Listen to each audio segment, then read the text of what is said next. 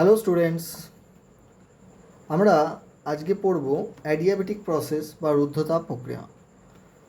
আগের ভিডিওতে আমরা পড়েছি সমষ্ণ প্রক্রিয়া কাকে বলে, সমষ্ণ প্রক্রিয়ার প্রপার্টিজ বা বৈশিষ্ট্য কী, এবং সমষ্ণ প্রক্রিয়ার মাধ্যমে কিভাবে সিস্টেম থেকে প্রাপ্ত কার্য পেতে পারি তার ইকুয়েশনটা কী ছিল একবার রিমাইন্ড করে নাও।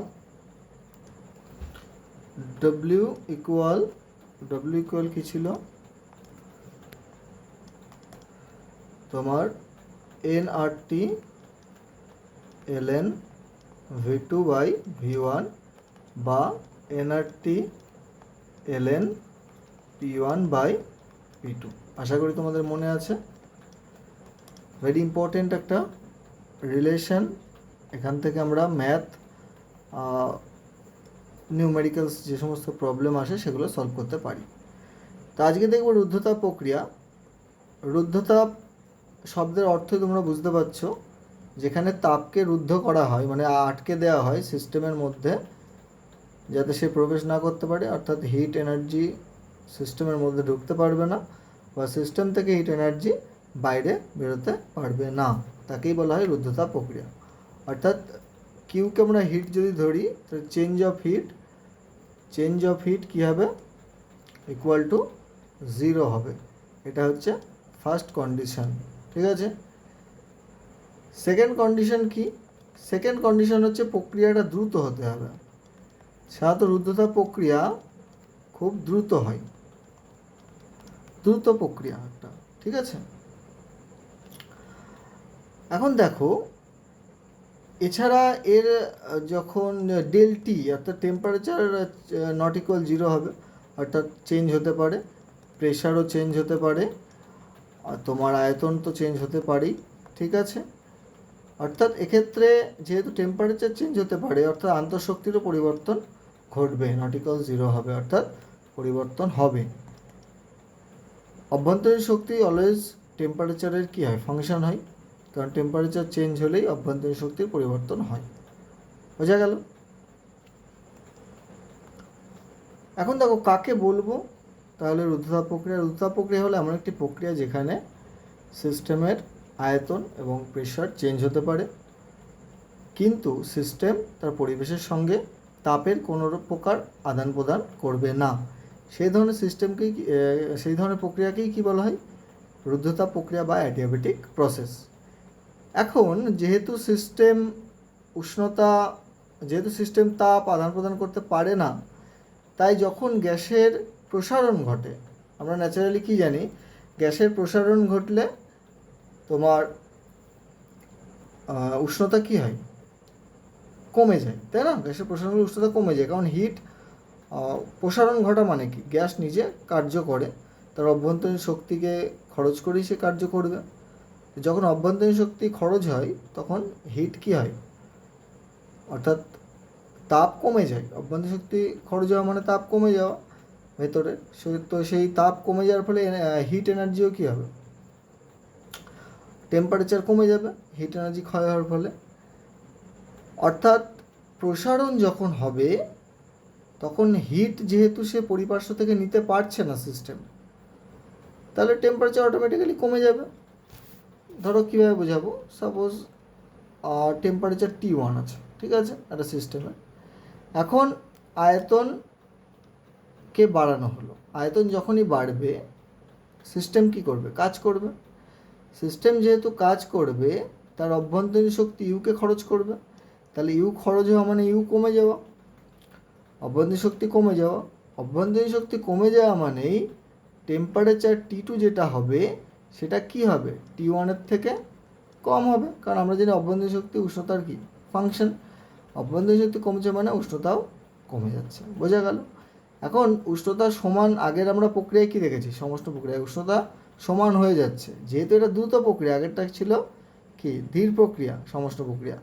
তাহলে দ্রুত প্রক্রিয়া হওয়ায় এবং যে দেওয়াল হয় সিস্টেমের, যে দেওয়াল, সেই দেওয়ালটা কি হয়, তাপের কুপরিবাহী।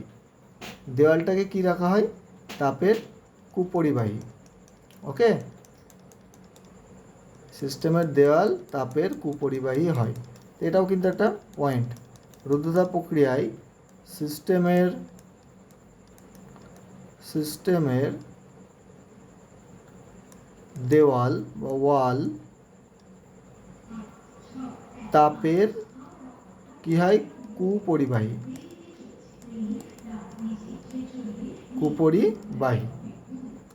বোঝা গেল? তার মানে হিট এদিক থেকে এদিকে যেতে চাইবে কিন্তু পারবে না, হিট ফ্লো হবে না, বা ভেতর থেকেও হিট বাইরে বেরোতে পারবে না।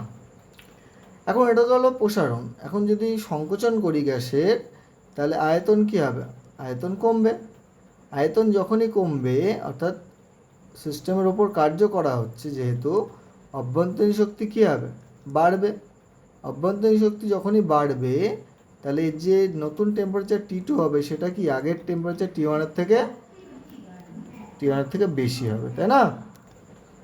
তাহলে দেখো প্রক্রিয়াটা, রুদ্ধতাপ প্রক্রিয়া সম্পর্কে আমরা জানলাম। আরও দু একটা পয়েন্ট আমি বলে রাখি। দেখো এখানে যেহেতু উষ্ণতার চেঞ্জ হয়, তাহলে এটা বয়েলের সূত্র মেনে চলবে না। তাহলে 4 নম্বর পয়েন্ট কি লিখতে পারি?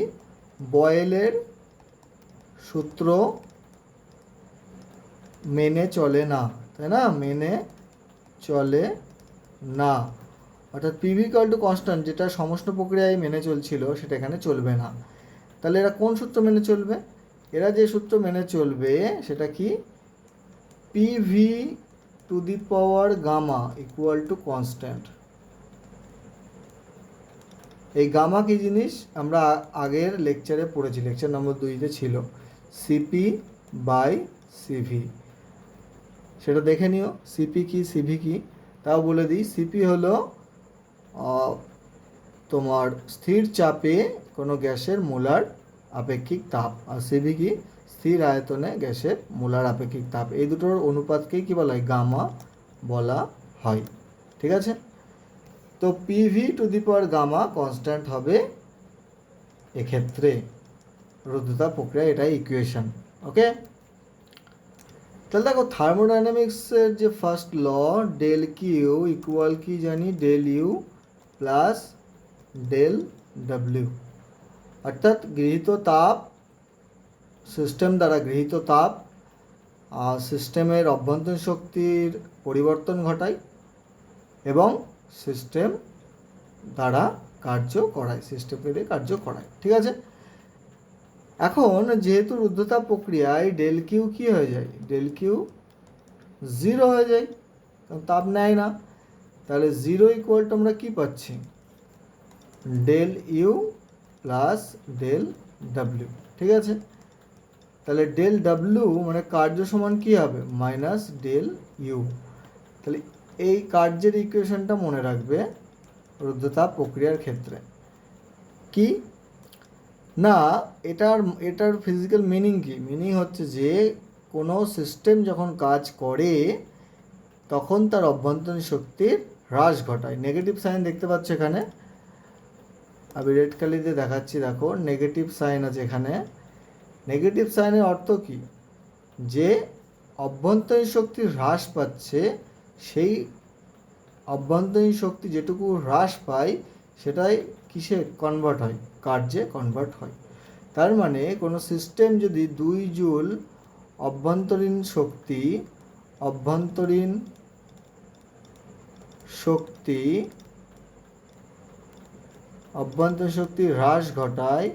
হ্রাস করে, তবে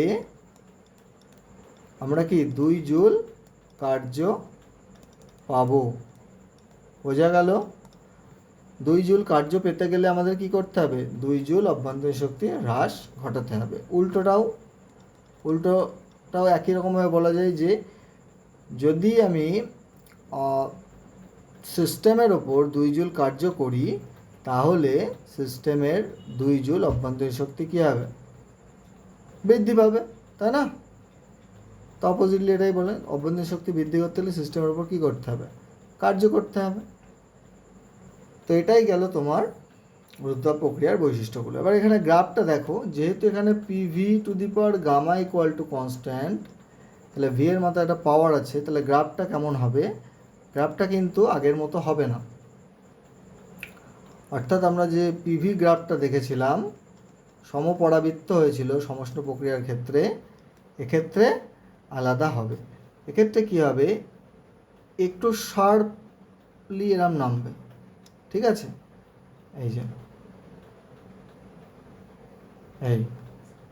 এই শার্পলি চেঞ্জ হবে, ঠিক আছে। তো এরকম হবে গ্রাফ। এখানেও সেম উষ্ণতা T1 T2 T3 চেঞ্জ হবে, T1 কম, T2 বেশি, T3 আরও বেশি উষ্ণতা। এটাই হচ্ছে রুদ্ধতাপ প্রক্রিয়ার পিভির লেখচিত্র। বোঝা গেল? ওকে, এবার দেখো আমরা কার্য বের করব। রুদ্ধতাপ প্রক্রিয়ায় কার্য কিভাবে, কার্যের ইকুয়েশন বের করে দেখো। দেখো আমরা জানি কার্য W ইকুয়াল কি হয়, integration V1 to V2 P del V বা P dV, তাই না? তাহলে এখানে আমরা P1 V1 gamma equal two কী পেতে পারি, P2 V2 গামা, ঠিক আছে।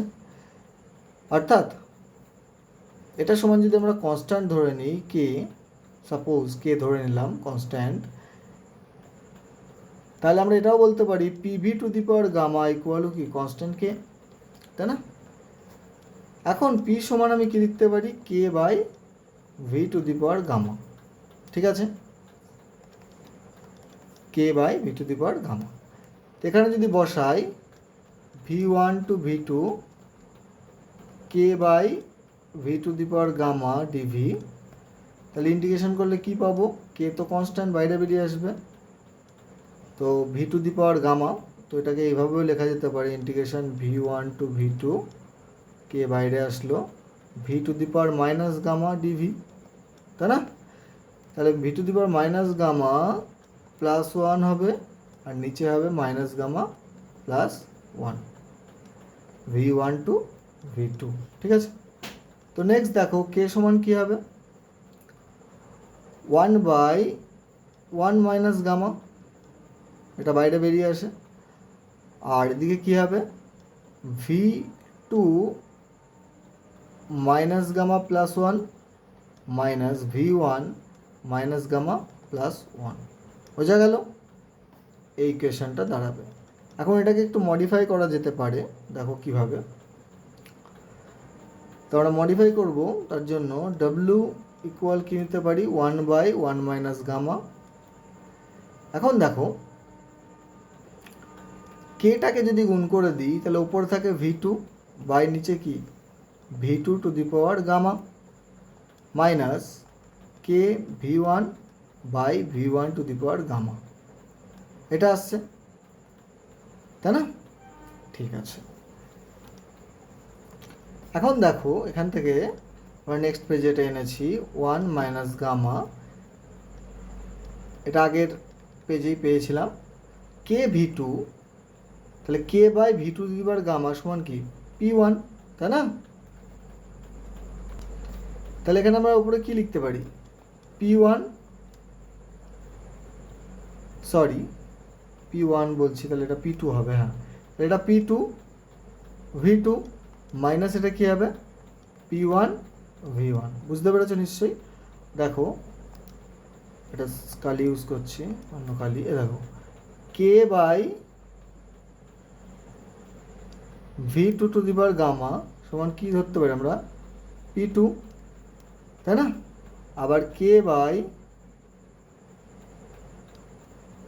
V1 টু দি পাওয়ার গামাকে কী ধরতে পারি, P1, তাই না? সেটাই করেছি, P2 V2 P1 V1। এখন দেখো PV সমান কি হয়, N আর T, এটা আমরা জানি, তাহলে P1 V1 সমান কী হবে, N আর T1, আর P2 V2 সমান কী হবে, N আর T2, তাই না? তাহলে দেখো 1/1 মাইনাস গামা ইকুয়াল আমরা কি লিখতে পারি, N আর T2 মাইনাস N আর T1, ঠিক আছে।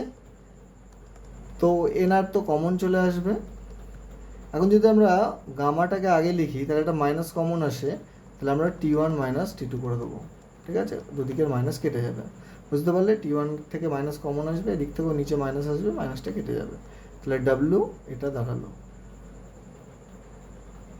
এখন দেখো এখানে কার্যের ইকুয়েশনে T1 T2 এসেছে। তার মানে বুঝতে পারছো যে কার্য যদি আমি পজিটিভ পেতে চাই তাহলে T1 কি হতে হবে, ইফ W ইজ পজিটিভ দেন তাহলে কি T1 বেশি T2 কম হবে, কারণ গামা অলওয়েজ কি হয়, গামা অলওয়েজ গ্রেটার দ্যান 1 হয়, কিন্তু এটা মনে রাখবে, ঠিক আছে, যেহেতু সিপি অলওয়েজ গ্রেটার দ্যান কি সিভি, তাই গামা অলওয়েজ কি গ্রেটার দ্যান 1ই হয়। তাহলে T1 বড় হবে, আর W যদি নেগেটিভ হয় নেগেটিভ তাহলে T1 লেস দ্যান কি T2 হবে। বোঝা গেল? অর্থাৎ এই দুটো কন্ডিশন কি ভালো করে দেখো, W পজিটিভ কখন হয়, যখন সিস্টেম দ্বারা কাজ করে, তাই না, সিস্টেম কাজ করে। তাহলে সিস্টেম যখন কাজ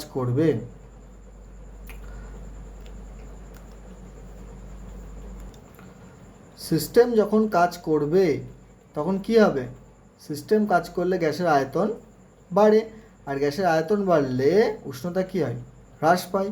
তার কারণ কি, তার কারণ হচ্ছে অভ্যন্তরীণ শক্তি কি হচ্ছে, কমে যাচ্ছে, যেহেতু বাইরে থেকে কোনো তাপ আসছে না, তাই না, বাইরে থেকে কোনো তাপ আসছে না, তাহলে সিস্টেম তার অভ্যন্তরীণ শক্তি খরচ করে কাজ করছে।